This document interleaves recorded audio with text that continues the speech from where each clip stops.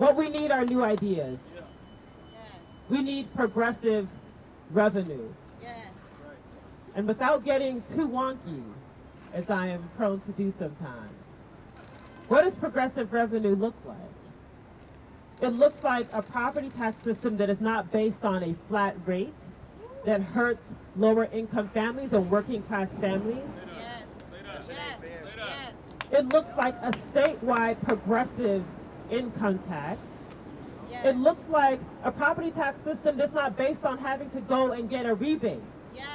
For those Yes. of you who are not familiar, last year, when we had the latest property tax increase, what was presented to us was that there'd be a rebate program of $20 million. So anyone who was at a certain income level could go and get this rebate. Similar to the property tax system where you have to file an appeal to get a fair assessment on your home. What happened with that rebate program?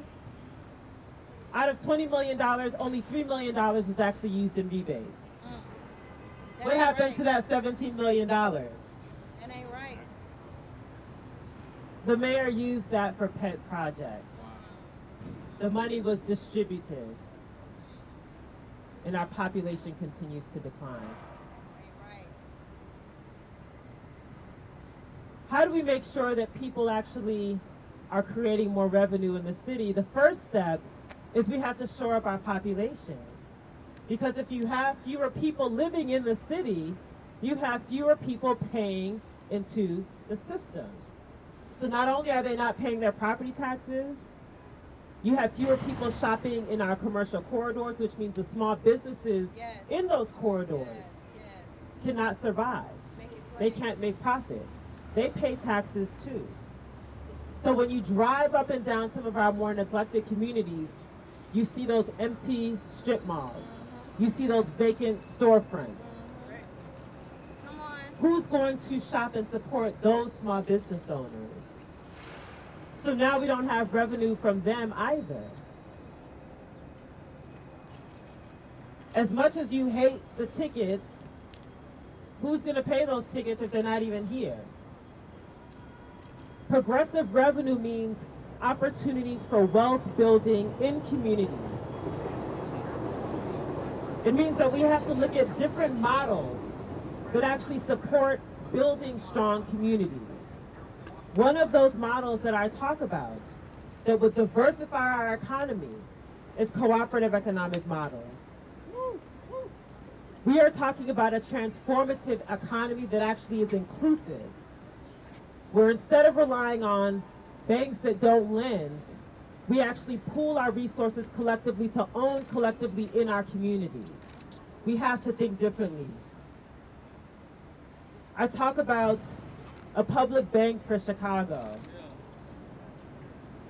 Can you imagine a financial institution whose only responsibility is to make sure that the city's economy is strong? Makes sense. Yes. Yes. Yes.